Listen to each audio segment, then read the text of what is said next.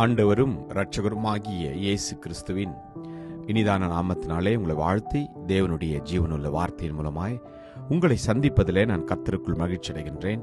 சங்கீதம் 37:5 உன் வழியை கர்த்தருக்கு ஒப்புவித்து அவர் மேல் நம்பிக்கையாயிரு, அவரே காரியத்தை வாய்க்க பண்ணுவார். ஆமேன். கர்த்தருடைய நாமம் மகிமைப்படுவதாக.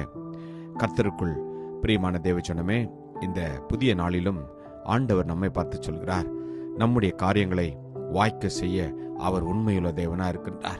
நாம் என்ன செய்ய வேண்டும்? இந்த புதிய வருடத்தில் நம்முடைய சிந்தைகளையும் நம்முடைய எண்ணங்களையும் நம்முடைய தீர்மானங்களையும் நம்முடைய வழிகளையும் தேவனுடைய பாதத்தில் அர்ப்பணித்து எல்லாவற்றையும் அவருடைய கையிலே ஒப்பு கொடுத்து நாம் ஜீவிக்கின்ற போது அவர் நம்முடைய தேவைகளை அவர் நிச்சயமாய் செய்வார்.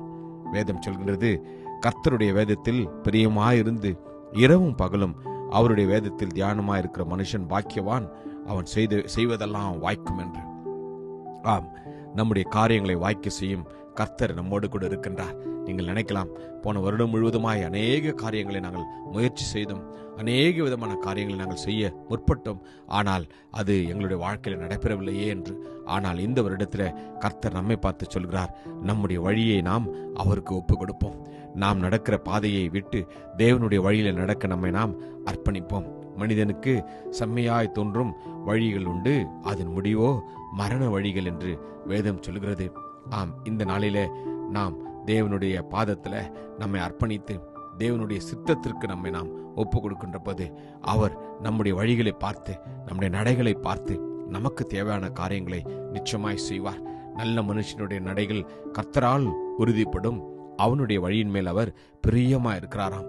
ஆம், அவரே வழியும் சத்தியமும் ஜீவனுமா இருக்கிறேன் என்று சொன்ன தெய்வம் அவருடைய வழியில, தேவனுடைய வழியில, அவருடைய நீதியில, அவருடைய விருப்பத்தின் பிரகாரமாய் நம்முடைய வாழ நம்ம அர்ப்பணிக்கின்ற போது கர்த்தர் எல்லா காரியத்தையும் அவர் வாய்க்க செய்வார். ஆம், கர்த்தருடைய சமூகத்தில் இந்த நாளில் நம்ம அர்ப்பணிப்போம்.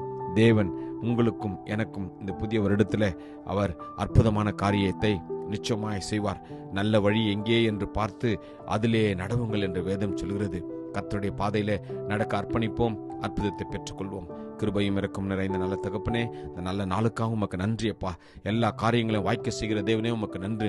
எதிர்பார்ப்போடு ஜெபத்தோடு ஆண்டவரே இருக்கிற ஒவ்வொரு குடும்பங்களுக்கும் ஒவ்வொரு தனிநபர்களுக்கும் நீர் இந்த நாளிலே ஒரு அற்புதத்தை செய்ய போறதுக்காக உமக்கு நன்றி அப்பா.